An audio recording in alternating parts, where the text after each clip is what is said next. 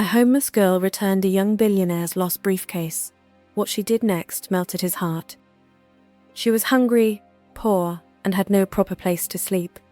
He was rich, powerful, and had everything money could buy. But when he lost his briefcase on a busy street, she did something no one saw coming. How did one small act of kindness from a poor girl change a rich man's life forever? Sit back and find out as we dive into this powerful story. This is the story of how a poor homeless girl returned a young billionaire's lost briefcase and changed both their lives forever. It was a bustling afternoon in Lagos, the sun high and the streets alive with the hum of vendors, cars, and footsteps. A man named Ben, a young wealthy entrepreneur in the city of Lagos, was hurrying to his car after a critical business meeting. His mind was clouded with thoughts of contracts, deadlines, and a major deal that could elevate his company, Ben Enterprises, to new heights. In his hand was a sleek black leather briefcase, stuffed with documents, a laptop, and a thick stack of cash for a transaction later that day. But in his rush, something went wrong. Ben stopped briefly by a roadside fruit stall to answer a call, setting his briefcase down on the ground. The call ended, and he walked off, his mind elsewhere, leaving the briefcase behind.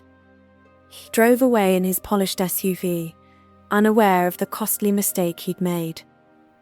The briefcase sat alone, its shiny surface catching the sunlight, unnoticed by the crowd, until a young woman saw it. Her name was Amara. She was about 24 years old, her clothes faded and patched in places, her sandals so worn they barely held together. A small, tattered bag hung from her shoulder, holding all she owned. Her hair was tied back roughly, and her face showed the weight of countless hard days. Amara had no home, no family in Lagos. She slept under a bridge near the market, surviving on odd jobs like carrying loads or cleaning stalls. Yet, despite her struggles, her eyes carried a quiet strength, like someone who'd faced hardship but refused to break. Amara stopped and stared at the briefcase. It looked expensive, out of place among the dust and noise of the market. She glanced around, hoping to spot its owner, but the street was a blur of faces. She knelt down, her fingers brushing the smooth leather. Carefully, she opened it just enough to peek inside. A business card caught her eye. Ben Jamal, CEO, Benko Enterprises. Below the name was an address in Victoria Island. Her heart raced. The briefcase was heavy. There could be money inside, enough to change her life. She could take it and vanish into the crowd. But something stopped her. She closed the briefcase, gripped it tightly, and started walking. Meanwhile, Ben arrived at his office, a towering glass building in the heart of Victoria Island. He reached for his briefcase to prepare for his next meeting, and froze. His stomach dropped. No, no, no, he muttered, patting his pockets, checking his car. The briefcase was gone. Those documents were irreplaceable. The cash was for a deal that could secure his company's future. He called his assistant, Stacy, his driver, even the restaurant where he'd eaten earlier. No one had seen it. He slumped into his chair, sweat beading on his forehead. "How could I be so stupid?" he said aloud, his voice tight with frustration. Back on the street, Amara trudged toward Victoria Island. The journey was long, over 2 hours on foot, as she couldn't afford a bus. The briefcase grew heavier with each step, and her stomach growled. She hadn't eaten since the day before. People stared as she passed, a young woman in ragged clothes clutching a fancy briefcase. Some whispered, others smirked. But Amara kept her eyes forward, her steps steady. She'd made up her mind to do what was right, no matter how hard it was. When she reached Benko Enterprises, the building loomed over her, its glass facade reflecting the sun. She clutched the business card tightly, her hands trembling from exhaustion and nerves. At the gate, 2 security guards eyed her suspiciously. one asked, his tone sharp. Amara held up the card. I'm here to see Mr. Benjamal, she said softly. The guards exchanged glances and laughed. You? See the boss? One mocked, pointing at her worn sandals. This isn't a place for people like you. Amara's cheeks burned, but she stood her ground. I found his briefcase, she said, lifting it slightly. He needs it. The guards laughed louder. You think we'll believe you stole it and came to beg for a reward, one said. Amara's heart sank, but she didn't back down. I didn't steal it. I found it by the market. Just then, Stacy, Ben's assistant, passed by the gate. She overheard the argument and stepped closer. What's going on? She asked. Amara repeated her story, holding out the briefcase. Stacy's eyes widened. She recognized it instantly. Ben had been frantic all morning. Wait here, she told her, and rushed inside to call Ben. Minutes later, Ben burst through the office doors, his eyes locking on Amara. Is that my briefcase? He asked, his voice a mix of hope and disbelief. Amara nodded and handed it to him. He opened it quickly, checking the contents. The laptop, documents, cash, everything was there, untouched. He looked at her, stunned. You found this, and you walked all the way here to return it. Amara nodded. It was by a fruit stall in the market. I saw your card inside, and thought you'd need it. Ben stared at her, his mind racing. Do you know what's in here? He asked. She shook her head. I didn't look much. It's not mine. Ben blinked, shocked. He reached into his pocket and pulled out a thick wad of cash. Take this, he said, holding it out. Please. But Amara stepped back, her voice gentle but firm. No, sir, I didn't bring it for money. I just did what was right. Ben froze. Her words hit him like a thunderbolt. He'd met countless people, business tycoons, investors, politicians, but none had ever refused his money, let alone returned something so valuable without asking for anything. What's your name? He asked, his voice softer now. Amara, she replied, looking down at her sandals. Ben pulled out a business card and handed it to her. Come to my office tomorrow morning. Ask for me. I'm Ben. Amara hesitated, her fingers brushing the card. Her eyes were confused, but she nodded slowly, tucked it into her tattered bag, and walked away, disappearing into the busy street. That night, Amara sat under the bridge where she slept, the cold concrete beneath her. The wind was sharp, and she pulled her thin shawl tighter. She took out the card and stared at it under the dim glow of a streetlight. Benco Enterprises. She thought of the cash Ben had offered, enough for food, maybe a room for a month. But she shook her head. If I'd taken it, it wouldn't feel right, she whispered to herself. She reached into her bag and pulled out half a loaf of bread, her only meal that day. She took a bite and thought about her life. For weeks, she'd been working at the market, carrying heavy loads for small pay. Some days, there was no work at all. She looked at the card again and whispered, I'll go. I have nothing to lose. The next morning, Amara woke early. She smoothed her worn dress as best she could and made her way to Benco Enterprises. She stood outside the gate, clutching the card tightly. The same guards were there, and though they let her through, their smirks stung. Inside, the building was overwhelming. Shiny marble floors, glass doors that opened on their own, people in crisp suits, a sweat trampled. She felt small, out of place, but a receptionist led her to Ben's office. She sat cautiously, her hands gripping her bag. How are you today? Ben asked gently. I'm fine, sir, she replied quietly, her voice barely above a whisper. He leaned forward. Tell me about yourself. Where do you live? Your family? Amara looked down at her hands. I don't have a family. I grew up in an orphanage. When I turned 18, I had to leave. I've been working odd jobs since, carrying loads at the market, cleaning stalls.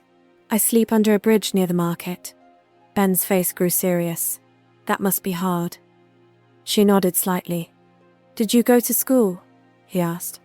Just secondary school, she said. I wanted to study more, but there was no money. I had to feed myself. Ben tapped his fingers on his desk, thinking.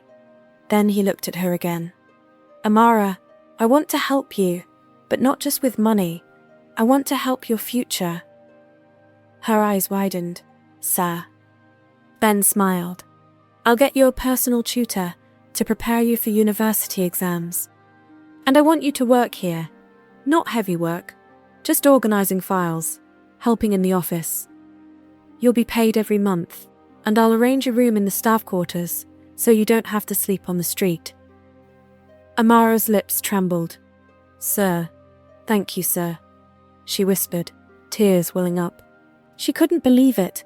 This man, a stranger, was offering her a chance at a new life. From that day, Amara's life changed. She started work in the office, organizing files, delivering messages, keeping things tidy. She was diligent, always early, always thorough. In the evenings, a tutor came to teach her math, English. She took notes, asked questions, and studied late into the night, determined to change her story. She wanted to learn, to become something more. One hot afternoon, a staff member struggled with a jammed printer in the office. Amara stepped forward. Let me help, she said quietly. She'd learned a few tricks helping vendors fix their machines at the markets. In minutes, the printer hummed back to life. Unknown to her, Ben had walked in and watched everything. He approached her, smiling. Where did you learn that? He asked, impressed. Amara smiled shyly. I used to help a man who fixed electronics at the market before he moved away. Ben's admiration grew. You keep surprising me, he said. Amara laughed softly and looked away, her cheeks warm. But deep inside Ben's heart, something was stirring. He wasn't just impressed. He was captivated. From that day, Ben paid closer attention to Amara.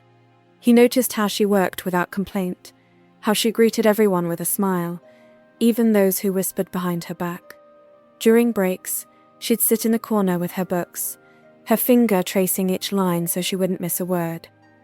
She helped others without being asked, carrying files for older staff, cleaning desks that weren't her responsibility. What caught Ben's heart most was her kindness. Even when people ignored her or spoke rudely, she responded with grace, never gossiping, never holding grudges. One day, he stood by his office window, watching her organize a stack of files in the office below. She didn't know he was watching. She was focused, humming softly to herself. Ben smiled. How can someone go through so much and still have such a good heart? He said quietly. There was something different about her, something real, and for the first time in years, Ben felt something he hadn't felt before, genuine interest. One Friday afternoon, Ben called his driver. Tell Amara to meet me in front of the building. I want her to join me for lunch. The driver blinked. Sir, Amara from the office? Yes, go now. 5 minutes later, Amara stood outside, wiping her hands nervously on her dress. She looked confused. Sir, you sent for me? She asked. Ben smiled. Yes, I'm going for lunch. Come with me. Her eyes widened. Sir, me? To lunch? Don't be afraid. She nodded slowly and followed him to his car. They drove to a quiet restaurant nearby, soft music playing in the background. Amara looked around, feeling out of place among the polished tables and elegant decor. When the food arrived, she stared at the knife and fork, unsure how to use them. Ben noticed. Want me to show you? He asked kindly. She nodded, embarrassed. I don't really know how. He smiled. That's okay. Let me show you. He gently took her hand, guiding her fingers around the fork. She laughed softly. I feel like a child. No, he said. You're just learning. And there's nothing wrong with that. They ate quietly for a while. Then Ben asked, "How are your lessons going?" "Very well, sir," she replied, her face lighting up. "My teacher says I'm improving. I'm trying hard." "I'm trying hard," Ben said. "You're doing well." They talked more about her studies, her dreams, her life at the orphanage. She spoke of wanting to study business administration, to one day run her own company. There was no pressure, just a simple lunch, but something was growing between them. Not just respect, but something deeper. They both felt it, though neither said a word. But not everyone was pleased. Whispers started spreading among the staff. "Why is the boss always smiling at her? Did you see him walk into the office to talk to her again? What's so special about this market girl?" Some laughed behind her back, calling her names. Amara kept quiet, doing her job, but the words hurt. The worst came from Stacy, Ben's assistant. She'd worked for him for 3 years, always professional, always hoping he'd notice her. Now, this girl from the streets was stealing his attention. Stacy's heart burned with jealousy. One evening, Stacy knocked on Ben's office door. "Sir, can I speak with you?" she asked sweetly. He nodded. "Yes, Stacy, what is it?" She sat down, her voice low. "It's about Amara. Please don't be upset, but you need to be careful. These street girls, they act innocent, but they're always after money. She's using you." Ben stared at her, his face unreadable. There was a long silence.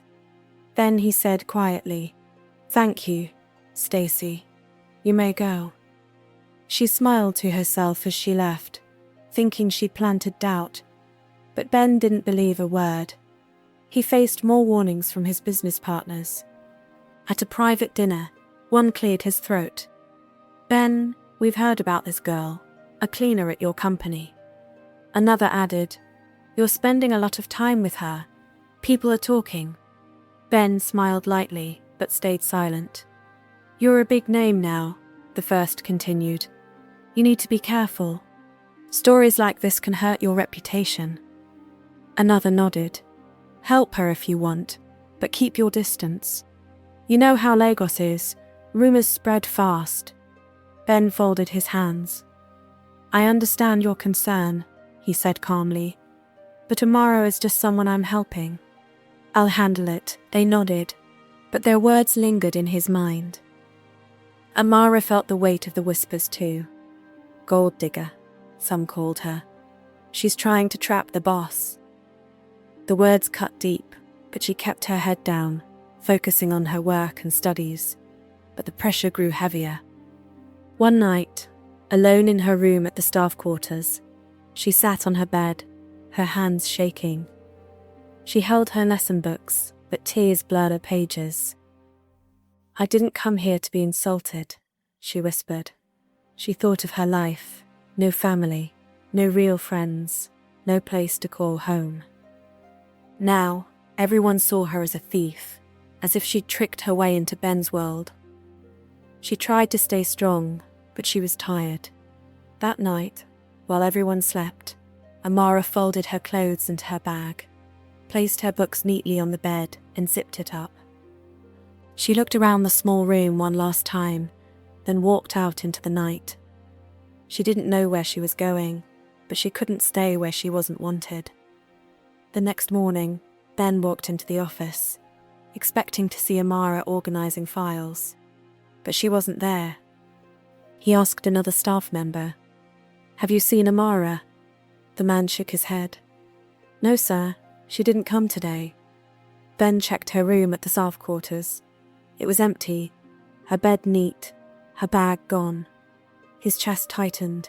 He called the phone he'd given her. It was switched off. He drove to the market where she'd found his briefcase, asking vendors if they'd seen her. No one had. Days turned into weeks. He couldn't sleep, haunted by her absence. He missed her quiet strength, her gentle smile, the peace he felt around her. 3 weeks later, a company driver approached him in the car park, "Good morning, sir," he said quietly. Ben nodded. "Good morning."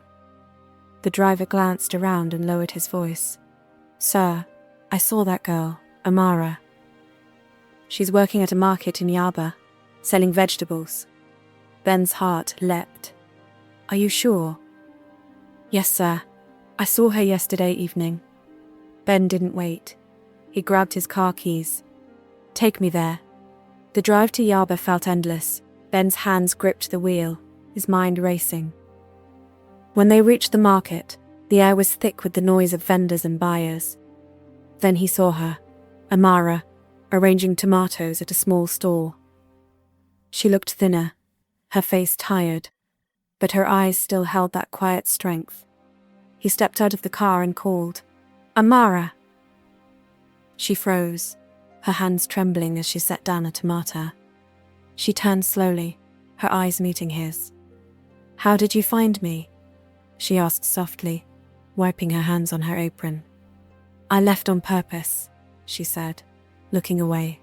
"I didn't want to bring you shame. I knew I didn't belong in your world." Ben stepped closer, his voice gentle. "You don't belong on the street either, Amara. You belong in my life." Before she could reply, he pulled her into a hug, right there in the noisy market. He didn't care about the dust on her clothes or the stares of onlookers. He held her like she was something precious. The vendors whispered, "Who's that man? How does she know him?" But Ben didn't notice. "Get in the car," he said softly. Amara hesitated, then nodded and followed. He drove to a boutique, picking out new dresses, shoes, and a bag for her. Amara stood speechless as he paid. Then he said, "There's somewhere else I want to show you." They arrived at a beautiful, short-let apartment. Clean, quiet, with soft light streaming through the windows. His younger sister, Sophia, who managed the place, greeted them with a smile. "She'll be staying here," Ben told Sophia, handing Amara the key. Amara walked inside, her eyes wide. The room was like a dream. Soft bed, small kitchen, a fresh scent in the air. "Ben, this is too much," she said, tears streaming down her face. He smiled. "You're not going back to the office. I'm setting up a small business for you. A shop, maybe, while you study." Amara worked hard as the best she could, and 1 year later, Amara stood outside the university gates, a student ID in her bag. She was studying business administration, her face glowing with confidence. She wore a simple black sweater and a blue jeans trouser, her steps light. Ben pulled up in his car to pick her up, as he often did. "How is class?" he asked, opening the door for her. "Great," she said, smiling. "I presented a business plan today. My lecturer said it was brilliant." Ben looked at her with pride. "I knew you had it in you." They drove to the beach, the sun setting behind them. Ben pulled over and turned to her. "Amara, this year with you has been the best of my life. I want to do more than support you. I want to build a life with you, if you'll let me." Tears filled her eyes. She nodded slowly. "Yes, Ben." He took her hand, and they sat in silence, the waves crashing gently. From a homeless girl to a student, from pain to purpose, Amara had found love, peace, and a new life. And she knew she truly belonged. Dear friends, this story teaches us something deep. Never look down on anyone. That girl you see in the market today might be running a business tomorrow. Like Amara, many people just need a chance and someone to believe in them. True love sees the heart, not the clothes or status. Ben saw Amara's strength, her kindness, and that's what love should be, not the other way round. Dear viewers, what do you think about this story? I would love to hear your thoughts in the comments below. If you enjoyed the story, give us a thumbs up, hit the subscribe button, and share it with friends. Don't forget to turn on notifications so you never miss out on our latest updates. Thanks, God bless, and see you in the next video. Bye.